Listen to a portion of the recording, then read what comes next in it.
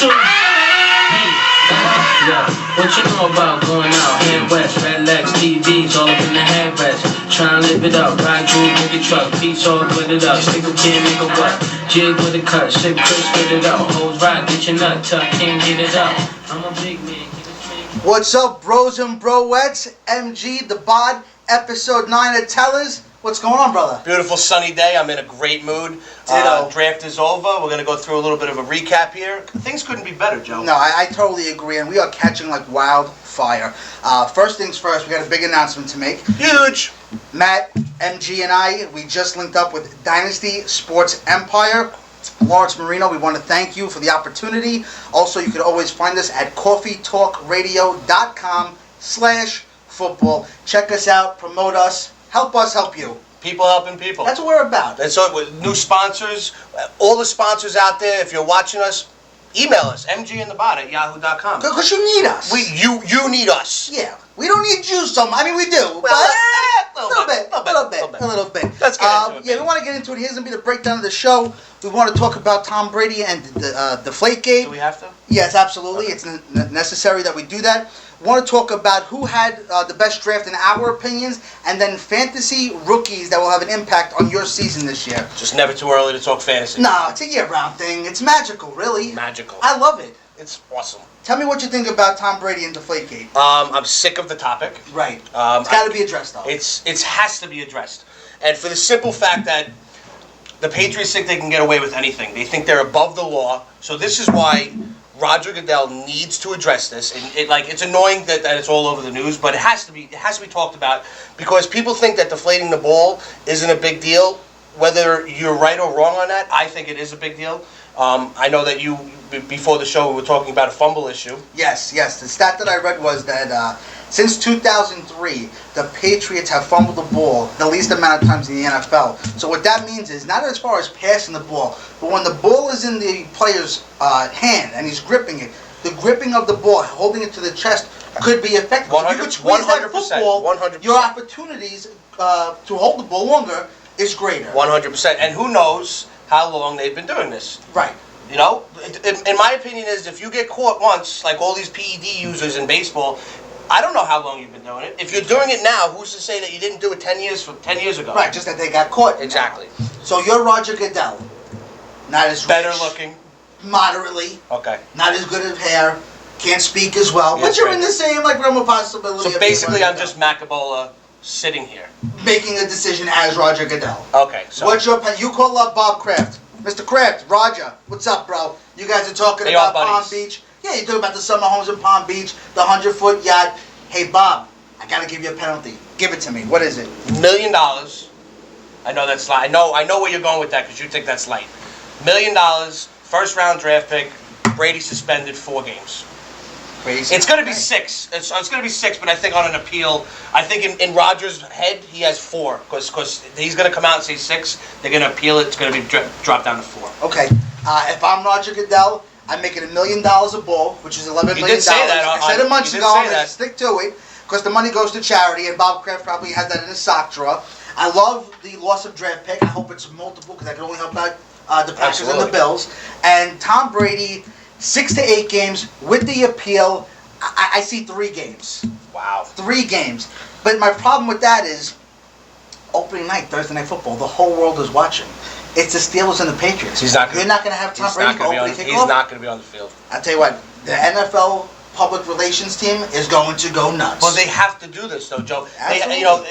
Everybody in the league, media-wise, owner-wise, they always say that Roger Goodell favors the Patriots organization. So if he doesn't lay the hammer on them, if he comes off light, listen, that's gonna come true. Right. And he cannot be seen by 31 other owners like in that light. I totally agree with you. I completely agree with you.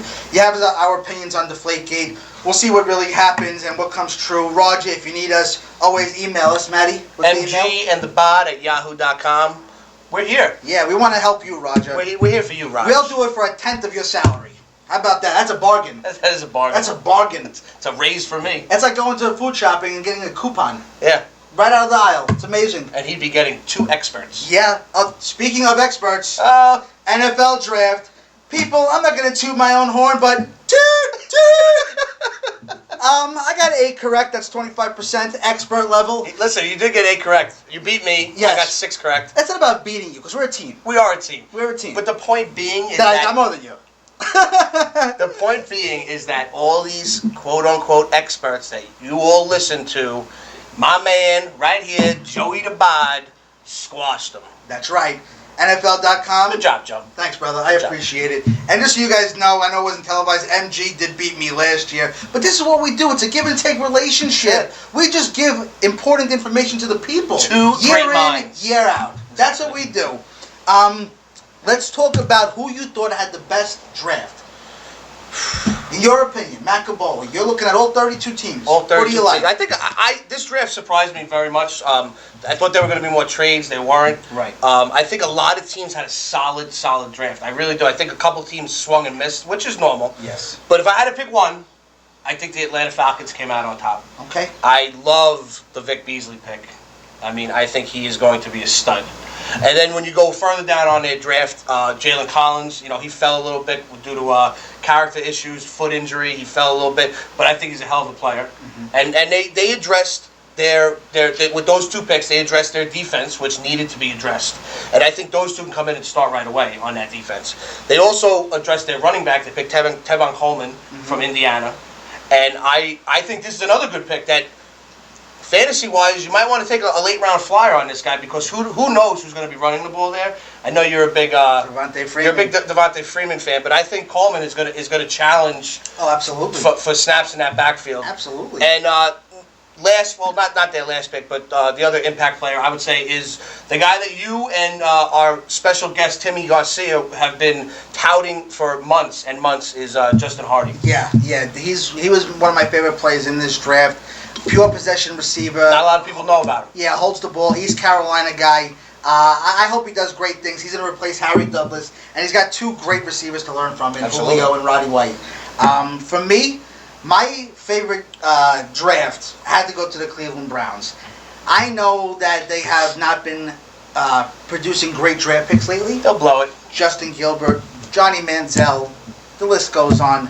I think that they hit the jackpot here. Okay. This is the year. Ray Farmer made some good decisions this year. Danny Shelton off the bat, great.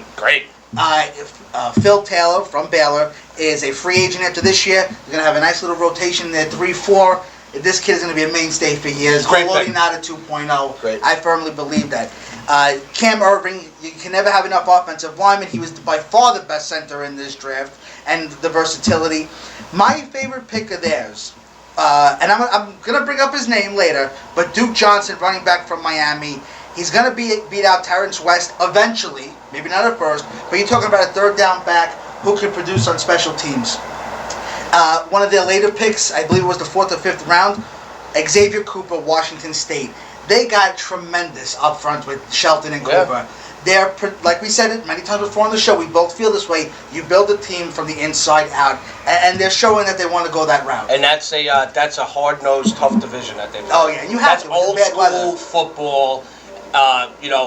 Big men beating each other up in the trenches, and they address their defensive line to stay on par with that slugfest of a game. That's right. That is a very tough division, the AFC North, and I think that they just hit the jackpot, and they're going to really produce next year, I think, and have an immediate impact. Matt and I want to get into something interesting. Like we said, we want to start talking about fantasy and how it's going to affect this upcoming year as far as rookies are concerned. So, Matt, give me 3 guys in your opinion that are going to be drafted relatively high, maybe mid-rounds, late rounds, that could have impact on people's leagues this year. All right. Well, this is going to be mid-rounds. I'm not going to give you. I mean, maybe Amari Cooper is the only one I could see going in the top 4 rounds. Okay. Because I think he is a stud. But the 3 guys I'm going to give you are going to be probably about 6th round to 9th round, around there. Okay. I think Melvin Gordon is going to be a fantasy gem this year. I think San Diego uses their running backs in a way that that is so big for fantasy. I'm so absolutely. sorry, I stumbled over my words there. I think that their running backs are fantasy producers. Absolutely. So I think Melvin Gordon is going to come into that situation. He's going to catch the ball out of the backfield, and I think he's going to. Well, obviously, 1,000 yards is no big deal anymore. But he's going to. But for a rookie, it is. He's the main guy there. He has no competition. It's Brandon Oliver, Donald Brown, Danny Woodhead coming off of an injury, and they got bigger up on that line. I could see Melvin Gordon, 6th round. Yeah. 6th round fantasy pick. Only simply because 6th or 7th round, because running backs are kind of they're a dime a dozen. Right, I understand that. But he would be a steal there, I think, because of his upside, and they improved their line play in the offseason. Absolutely. So there you go. I'm going to give you one. Please do. 2nd round pick from Alabama, T.J. Yeldon, who's now on the Jacksonville Jaguars. There is literally nobody running the ball there. They overpaid Toby Gerhardt, #mistake. You got Shoelace Robinson running the ball there, and he's not a running back. No. This kid was pretty much handed the ball to take over that scheme, and he is going to produce phenomenal numbers. I love the pick. I love the pick. You have to give Blake Bortles as many weapons as possible. He has improved as a pass catcher. I love T.J. Yeldon. You could make an argument that he gets taken in the same draft round as Melvin Gordon, maybe a round or two later, based on circumstance. Not based on talent, based on circumstance, because of the opportunity he's going to get there. It depends where they're going to slot him and how they're going to use him. Because I think you are correct. I think he's around the same Melvin Gordon area of drafting. Mm-hmm. I think Jacksonville's going to be losing a lot. Yeah, that's true too. That ever hurts. So that normally knocks back running backs drafts. Melvin Gordon and the Chargers, they're a pretty good team. So when you're winning games, you want to run the ball and you want to kill clock. Absolutely. I just think based on the competition that he has to face. I love the pick, Joe. I think he could be there. What do you got next? All right, my next one is Devin Funchess. Not a real sexy name, not a real sexy pick, but I think he is locked into the number 2 wide receiver in Carolina. I mean, who else do they have? Nobody. And a lot of people say when you add another wide receiver that it hurts. Like Kelvin Benjamin, but me personally, I think it helps. Absolutely. I think it helps because now you're taking the pressure off Kelvin Benjamin. Okay, so they can't guard both of these guys. Devin Funchess is a large man. Yeah, 6'4", 6'5". You can't shade just a Kelvin Benjamin side anymore. You can't. Plus you got Greg Olsen down the seam. Absolutely. So I think Devin Funchess, late. I'm talking late. Maybe like 8th, 9th, 10th round. I think Devin Funchess is would be a commodity to have as a wide receiver 3. With a back-end wide receiver 2 potential. Okay, and I think that's an excellent pick because he is such a big target. I think you could legitimately say he potentially could have the impact that Benjamin had. And is it so far outlandish to say he has 7 touchdowns as a rookie? No, I think he's around that. He's a red zone target. I think that's it. You can't guard every 6'5" guy that they have. And they have 3 of them. They have what are you going to do? So I like that pick. My next one, I mentioned his name earlier. I'm a big fan of his, Duke Johnson. Once he learns that scheme, I think based on talent alone, he will blow by Terrence West and Isaiah Crowell. He can catch the ball. He doesn't fumble. Special teams product. I think this kid is the absolute total package. Once he learns the scheme and maybe the far shot that Johnny Manziel turns into somewhat of a decent quarterback, which I don't have faith in. He's got to turn into a decent human being first. Right. Well, give him the benefit of the doubt. He's working on it. Listen, he's working on it.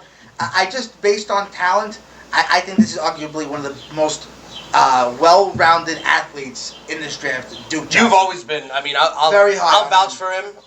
Joey's always been a Duke Johnson guy. Very high on him. You said before we did all the draft episodes and everything, you've always told me that you thought Duke Johnson could pan out to be a good pro. Yeah, he's just a great athlete, and I love him in that Cleveland, behind that Cleveland line. And like I said earlier, they got bigger with Cameron Irving and Joe Thomas is there. So that's why I like him. We'll see. What do you got? My third one here is a position in fantasy that's pretty thin, and it has been thin. Which like is me and you. Well, we are awesome. Right. We're like Adonis. We're like Greek gods. Yeah, that's close. It's close. If a Greek god was overweight, sitting behind a bar in front of a camera. With awesome hair. Yes. Right. Okay, so I'm going to go with Max Williams. I'm going to go with the tight end position. Wow. I'm going to go with the tight end position. There's not a lot of tight ends out there, man. No, there's not. It's so thin at tight end. I mean, I don't know. You guys, you have to strike gold here. And I think if you take a late flyer on Max Williams, I don't think he's going to put up, superstar numbers, but I think he will give you consistent production in the tight end slot on your fantasy team. So maybe like 10th round, 10th round. You want him in your starting lineup? Or is he a bye-week filler and maybe an injury? You put him in your lineup because of injury. He is not my first option. Okay. Clearly, he is not my first option. Clearly. However, being that it's such a thin position, if I'm drafting my team, I'm drafting my quarterbacks, my running backs, my wide receivers, and I go, oh shit, I don't have a tight end, right? And then I look and I see Max Williams still there. I'm going to take him. I'm going to plug him in and be my starter. Absolutely. And I'll do that with confidence, knowing that I think he can put up solid production, not superstar production, but solid production. I understand. I like that. I do. He ended up in a good spot in Baltimore. I think it's a great spot. Flacco does like the tight ends, especially in the red zone. We've seen it in the past with Pitt up. So again, no disagreement there, which is odd because I want to disagree with you. You do. I want to, but you can't. But you can't. Right. My last one. This was a steal, I think, in the NFL draft. Some teams didn't like his knee. Other teams liked his knee. Didn't think it was a big deal. Jay Ajayi from Boise State. Deal. I mean, he goes to Miami where they have Lamar Miller. Get out of town. This kid, if he is able to stay healthy, because again, I don't know how serious this knee thing is, but if he just becomes himself in Miami, behind that line, they have a pretty good line there. That division quickly turned into a awesome division. Brandon Albert, Pouncey, Jawan James, they are stacked on that line. Miami's a good team. They if you could follow those guys, you could easily have a pretty good year. And he's a touchdown guy.